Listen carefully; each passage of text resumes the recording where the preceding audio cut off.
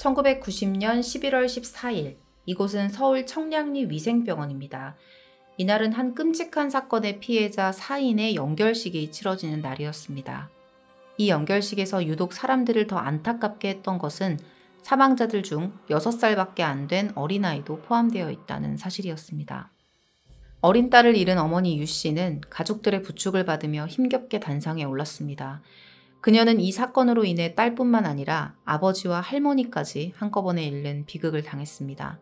그녀는 애타게 딸의 이름을 부르며 땅속에 한 줌 흙으로 변해갈 아이에 대한 걱정과 죄악과 어둠이 깔린 세상에 꺼지지 않는 빛이 되기를 바란다는 말을 남겼습니다. 사람들은 분노와 슬픔의 표정을 감추지 못했는데요. 이 가족에게 어떤 일이 있었는지 오늘 준비한 내용을 통해 전해드리도록 하겠습니다. 이번 사건은 1990년 잔혹한 범행으로 세상을 큰 충격에 빠뜨렸던 양평 일가족 생매장 사건입니다. 사건의 피해자들은 70대와 80대 할머니 2분, 그리고 50대 중년 남성, 그리고 6살 난 최양이었습니다. 어린아이가 포함이 돼 있었어요. 가족 행사에 참석하기 위해서 집을 나섰다가 변을 당했던 거죠. 이 끔찍한 범행을 저지른 범인은 누굴까요? 한 사람이 아니었어요. 남성 3명에 여성 1명으로 구성된 4인조의 범죄 집단이었습니다. 자, 이렇게 4명이었어요. 자, 왼쪽 상단부터 설명을 드릴게요. 30세의 전과 8범 이성준, 그리고 32세의 전과 6범 오태환, 그리고 세 번째 31세의 전과 6범 윤용필, 그리고 이성준의 애인 22세 심혜숙이었습니다. 이 사람들은 특별한 직업 없이 교도소를 들락거리면서 살던 인간들이었습니다. 오태환과 윤용필은 중학교 동창이었어요. 원래부터 알고 지내던 사이였는데 사건 발생 몇 개월 전에 오태환이 평소에 알고 지냈던 이성준을 윤용필에게 소개를 하면서 이 비슷한 처지의 3명의 사람들이 어울려 다니기 시작했던 거죠. 정상적으로 뭐 경제활동을 전혀 안 했기 때문에 몰려다니면서 놀려면 돈이 필요하잖아요. 그러면 강도짓 하고, 그리고 또 돈 떨어지면 강도짓 하고, 이런 식으로 몰려다니면서 살았습니다. 그렇게 돈을 얻으면 유흥에 쓰거나 대마초를 하거나 대체로 이렇게 탕진을 해버린 거죠. 늘 상습적으로 이런 패턴을 반복하면서 살아갑니다. 이번에도 같은 상황이었어요. 돈이 떨어지면서 이들이 범행을 모의했던 거예요.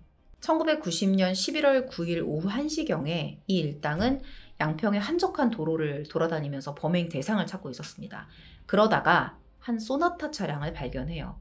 자, 이 차 안에 54세의 남성 유 씨를 비롯해서 이 유 씨의 노모, 84세 노모, 그리고 노모의 여동생 74세, 그리고 손녀 최양 6살이었어요. 이렇게 4사람이 함께 타고 있었어요. 이 범인들, 일당이 소나타를 추월합니다. 자기들 차로 앞을 가로막아서 세웠고요. 흉기로 위협해서 돈과 수표를 빼앗아요. 그리고 끈으로 일가족을 결박하고 남성 유 씨는 차량의 트렁크에 태웁니다. 그리고 노인들은 소나타 뒷좌석에 나눠서 태웠고요. 이렇게 일가족을 납치했던 거죠. 울부짖던 6살의 최양은 심혜숙이 데리고 있었어요. 이들은 전날 묵었던 민박집으로 갑니다. 그리고 본인들이 지불하지 않았었던 숙박비 4만 원을 주인에게 건네면서 아버지 산소에 간다는 핑계로 삽 2자루를 빌려요. 삽을 빌린 거예요. 그리고 27km 떨어진 양평군 단월면 산음리 비슬고개로 차를 몰았어요. 달리다가 이제 국도변에 차를 세웠고요. 각자 1명씩 이 일가족을 들쳐매고 산을 오릅니다. 이후에 저지른 일들이 정말 충격적인데 먼저 할머니가 2분이 계셨잖아요. 이 할머니들을 24m 높이의 산기슭 아래로 밀어버려요. 그러니까 죽으라고 민 거죠, 이거는. 그리고 노인들이 떨어진 곳으로 내려가서 그 자리에 구덩이를 파기 시작합니다. 그리고 이 유 씨에게는 3천만 원을 요구해요. 1990년에 3천만 원이면 엄청 큰 돈이잖아요. 줄 수가 없었어요. 그런 돈이 없으니까. 그래서 결국에 범인들은 해서는 안 될 짓을 합니다. 결국에 그들은 유 씨마저 살해했고요. 이 구덩이에 할머니 2명 그리고 유 씨를 묻어버려요. 이 모든 과정을 어린 최양은 다 보고 있었을 거예요. 얼마나 무서웠겠어요. 더 안타깝고 화가 났던 건 이 부검 결과였거든요. 피해자 전원의 폐에서 흙이 검출된 거예요. 숨을 쉬었다는 거예요. 땅에 묻혔을 당시에. 그들은 마지막으로 살려달라고 울면서 애원하는 아이까지 묻어버립니다. 그리고 옷을 다 벗기고 손을 묶었어요. 아이의 손을. 그러니까 이거 정말 제가 이놈들이 어떤 짓을 했는지, 그러니까 범인들의 범죄 행각에 대해서 여러분들한테 전해드려야 하기 때문에 말씀은 드리는데 이거 정말 너무 마음 아팠고요. 이 4명의 가족이 겁을 내면서 그 구덩이 안으로 들어갔을 그 모습이 자꾸 그려지니까 좀 힘들더라고요. 당시에 이들은 대마초를 피운 상태였어요. 그리고 정말 말도 안 되는 사실이 있었어요. 이 일당 중에 오태환과 윤용필, 사진을 보여드릴게요. 자, 오태환과 윤용필 이 두 놈은 자식이 있었어요. 그 최양과 비슷한 또래의 아이를 키우고 있었던 사람이었다는 거예요. 그런데도 아무런 거리낌 없이 그 애원하는 어린 아이까지 묻어버린 겁니다. 옷을 다 벗겨서 산채로. 가족 행사에 참석하려고 집을 나섰던 일가족은 그렇게 끔찍한 범죄의 희생자가 되고 말았습니다. 일가족이 실종이 되면서 남은 가족들은 정말 난리가 났었어요. 이 사건을 보고받은 경기지방경찰청은 이들이 범죄에 연루됐을 가능성이 높다고 판단을 했고요. 즉시 수사에 착수합니다. 그리고 한 신고자의 집으로 들이닥쳐서 그곳에 있었던 심혜숙, 그리고 집 앞에 차량에 대기 중이었던 오태환을 검거하는 데 성공해요. 일당 4명 중에 2를 검거한 거예요. 일단 경찰은 나머지 일행의 행방을 그들에게 추궁했고요. 대영동에 있는 한 호텔 앞에서 만나기로 했다는 사실까지 알아냅니다. 경찰이 약속 장소인 호텔 근처에서 잠복을 하다가 윤용필과 이성준을 발견하거든요. 근데 이놈들이 눈치를 채고 도망치기 시작해요. 근데 여러분들이 여기까지 지금 들으시면서 뭔가 내용이 빠진 것 같은데? 이런 생각을 좀 하셨을 거예요. 이 4사람이 실종된 이후에, 이 일가족이에요. 이 일가족 4사람이 실종된 이후에 이 일당들이 어떻게 이 실종 사건의 범인으로 특정이 되고 잡혔을까? 그게 가장 궁금하실 것 같은데, 앞서 제가 말씀드렸던 것처럼 일당 중에 2명이 잡혔던 건 그 일당 중에 1명인 심혜숙의 친구의 제보 덕분이었어요. 자, 그러면 왜 이 사람들이 일가족 실종 사건의 범인으로 지목된 것이냐, 이 부분을 좀 살펴봐야 되겠죠. 이유가 있었습니다. 이들이 범행을 저지르기 며칠 전에 이미 또 다른 범행을 저질렀었던 거예요. 자, 어떤 일이 있었던 건지 그들의 1차 범행에 대한 내용, 그리고 자세한 검거 과정까지 전해드릴게요. 1990년 10월 28일 오후였습니다. 이 일당이 승용차를 렌트해요. 그리고 강릉으로 원정 범죄를 떠나요. 이때의 목적도 똑같아요.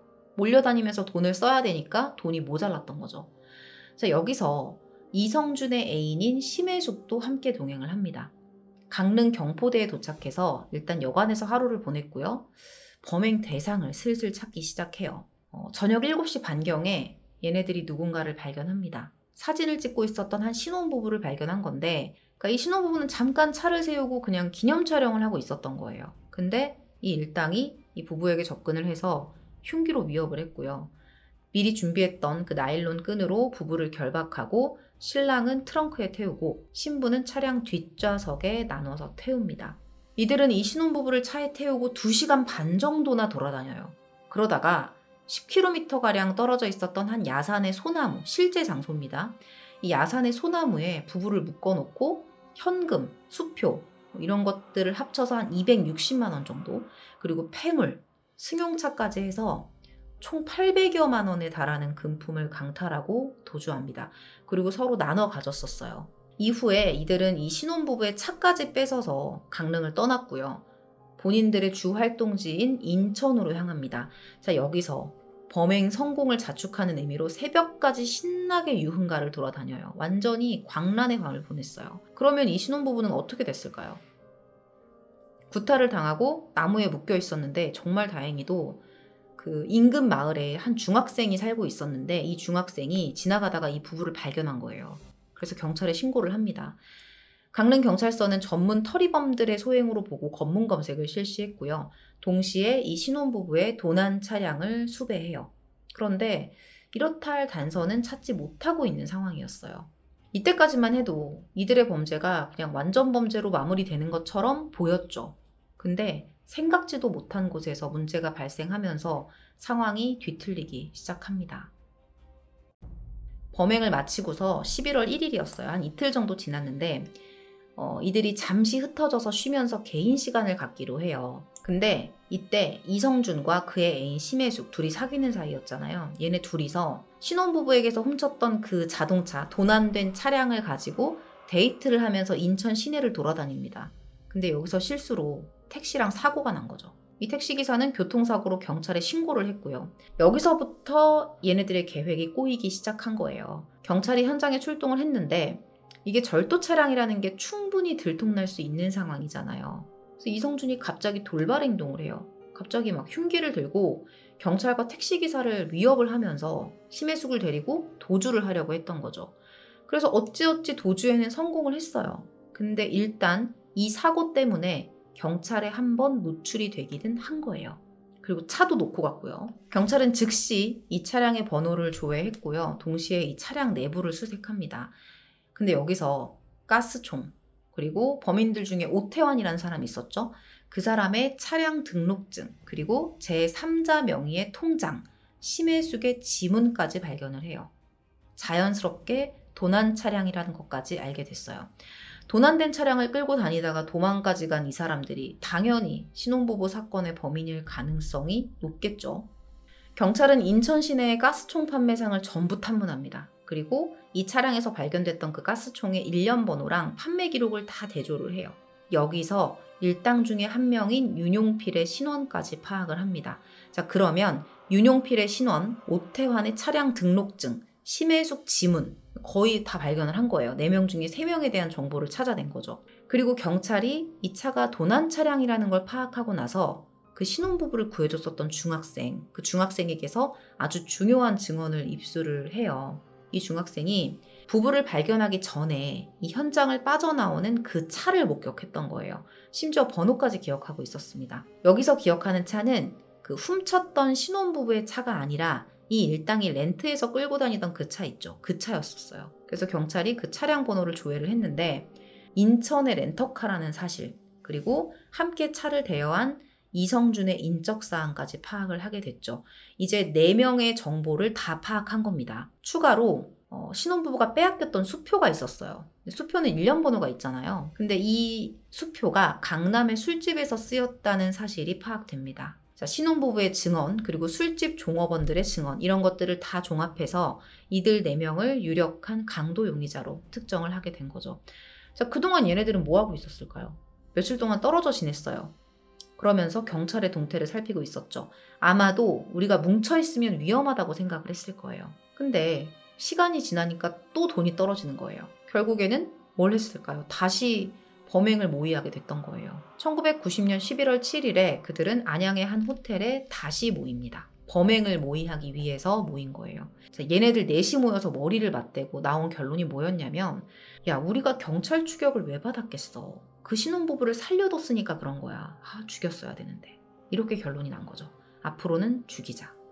그래서 이번 범행은 무조건 대상자를 죽여야 한다, 이렇게 계획을 바꾸게 된 겁니다. 범행을 멈출 생각을 안 하고 대상자를 죽여서 본인들의 이득을 부당하게 취하는 이 일을 계속 하겠다는 거예요. 그리고 그 두 번째 희생자들이 바로 앞서 보셨던 그 4명의 일가족이었던 겁니다.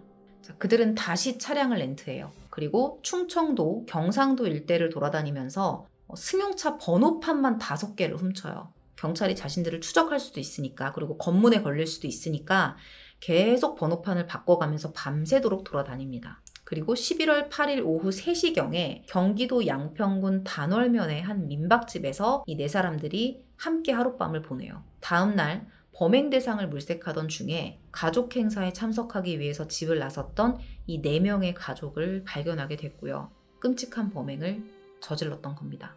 처음에는 그 신혼부부 사건으로 일당을 쫓고 있었던 강릉과 인천경찰 측에서 공조수사를 하고 있었거든요. 근데 이 강릉과 인천경찰 측에서 이들이 일가족 살인을 저질렀다는 사실까지는 모르고 있었어요. 그냥 신혼부부 강도 사건, 이 정도로만 알고 있었는데 수사팀이 이 신혼부부 사건의 범인들의 동선 파악을 위해서 이들의 주변 인물들과 폭넓게 접촉을 하고 있었거든요. 이 일당은 강도 혐의로 일단 수배 중이었고요. 그러던 11월 10일에 대전 동부경찰서로 한 통의 신고 전화가 걸려옵니다. 신고자는 아까 말씀드렸던 심혜숙의 친구 박양이었는데 이런 말을 해요. 지금 심혜숙이 나를 찾아왔는데 남자들이랑 지리산에 같이 놀러 가자고 한다. 근데 얘가 평소에 그런 성격이 아닌데 좀 이상하다. 이렇게 느껴서 신고를 했던 거예요. 그래서 경찰이 이 박양의 집으로 들이닥쳐서 심혜숙 그리고 집 앞에서 그 차량에서 대기 중이던 오태환을 검거했었던 거죠. 나머지 2명은 경찰의 잠복을 눈치채고 차를 몰고 도망쳤던 거고요. 자, 이때까지는 신혼부부 강도 사건의 유력한 용의자로 검거를 했던 거고 수사를 했던 거예요. 도망치는 이 2사람을 향해서 경찰이 실탄을 마구 쏘기 시작합니다. 그리고 얘네들이 총을 맞은 채로 도망을 쳐요. 가는 길에 막 오중으로 추돌 사고를 내고 완전히 대전 시내가 아수라장이 됩니다. 한참을 난리를 치다가 총을 맞아서 타이어가 펑크가 나요. 달릴 수가 없으니까 차를 버리고 도주를 또 합니다. 이 과정에서 윤용필이 이마에 이렇게 스치는 총상을 입어요. 그리고 다음날 밤 8시 30분경에 서울 영등포구의 친구 집에서 주민의 신고를 받고 출동한 경찰에 의해 체포가 됩니다. 자, 그러면 이성준은 어떻게 됐을까요? 당시에 이성준은 경찰이 쐈던 총에 가슴에 그 총상을 입었었거든요. 중상이죠. 그래서 멀리 가지는 못했어요. 대전 동구의 한 아파트 옥상에서 윤용필이 체포된 다음 날 시신으로 발견됩니다. 사인은 과다출혈이었어요. 총상으로 인한 과다출혈이었겠죠. 그래서 얘는 그냥 사망한 거예요. 자, 넷 중에 한 사람이 죽고 3사람이 검거됩니다. 자, 그런데 신혼부부 납치 강도 사건의 범인으로 이들을 검거했던 수사팀이 결정적인 증거를 발견해요. 자, 검거됐던 오태환과 심혜숙이 타고 다녔던 자동차 트렁크에서 흙이 묻어있는 삽 2자루, 끈, 그리고 흙이 묻은 버선 이런 것들을 발견한 거예요. 젊은 애들 4명이 다니는데 흙 묻은 버선 같은 게 들어있을 리가 없잖아요. 얘네들이 차에 이런 걸 왜 갖고 다닐까? 삽으로 땅을 판 것 같은데 땅 팔 일이 뭐가 있을까? 근데 이게 경찰의 촉이라는 게 있잖아요. 심상치 않은 사건임을 눈치챈 거죠. 그래서 경찰이 추궁을 해요. 이거 뭐야?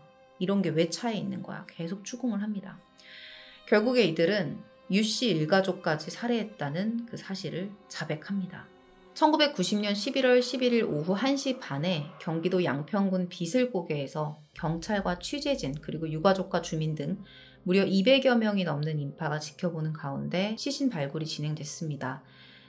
이 장소가 한낮에도 인적이 거의 없는 곳이었어요. 그래서 범인의 지목에 따라서 경찰이 조심스럽게 땅을 파내려 갔는데 흙더미 그리고 돌덩이 아래에서 일가족의 시신들이 발견됐습니다. 피해자들은 손발이 나일론끈으로 결박된 상태로 2곳에 나뉘어서 묻혀 있었는데요. 이 머리와 안면에 심한 타박상이 있었고요. 목뼈는 골절돼 있었습니다. 특히 이 6살 아이 같은 경우에는 쪼그려 앉은 자세로 발견이 됐었어요. 너무 가슴 아프죠. 진짜 웬 미친 인간들 때문에 이 아무 잘못 없는 가족들이 목숨을 잃고 또 남은 가족들은 한순간에 삶이 지옥이 돼버린 거예요. 이들에 대한 재판은 빠르게 진행이 됐습니다. 윤용필, 오태환, 심혜숙에게 강도살인과 사체 은닉죄 등을 적용했고요. 그들은 사형을 선고받습니다.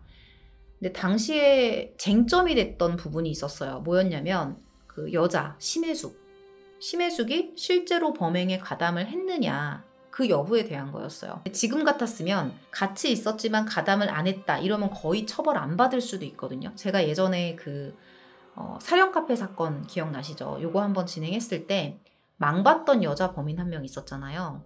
근데 그 범인은 형이 다른 놈들보다 적었거든요. 7년형이었어요.